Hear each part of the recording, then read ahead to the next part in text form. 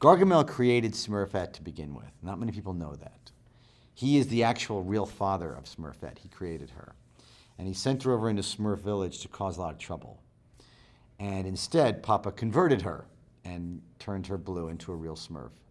And she became good. And Gargamel's very bitter over this. And not only does he want his little daughter back, but he wants her to give him the formula so that he can make more of his own Smurfs and then basically just kind of harvest them, take their little magical blue essence and become a very powerful wizard and rule the entire world.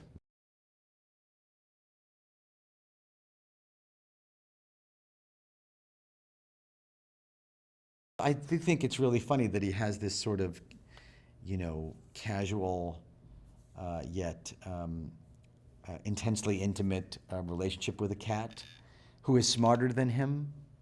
I find that funny, that the cat kind of knows better than he does.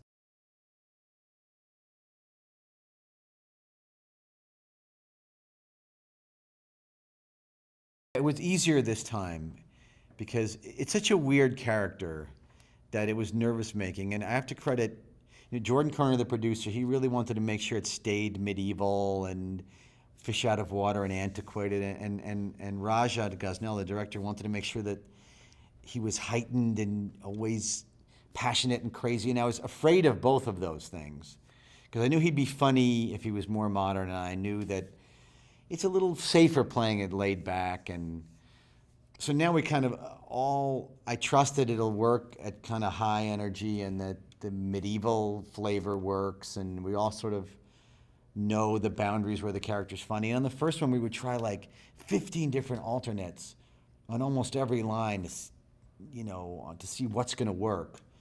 And then now that you see what does work, it's a lot easier. Now there's only like 3 alternates, where you kind of know, well, it should be either this, this, or this. That's what's going to work. So it's fun to know the character better.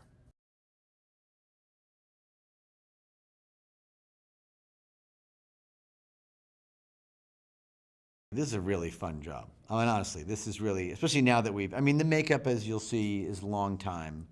If it weren't for that, it might be my favorite job. And it's fun and silly. You get to play, like you're a child. You're imagining these little, I had 3 imaginary friends when I was a kid, okay? And I would spend a lot of time with them.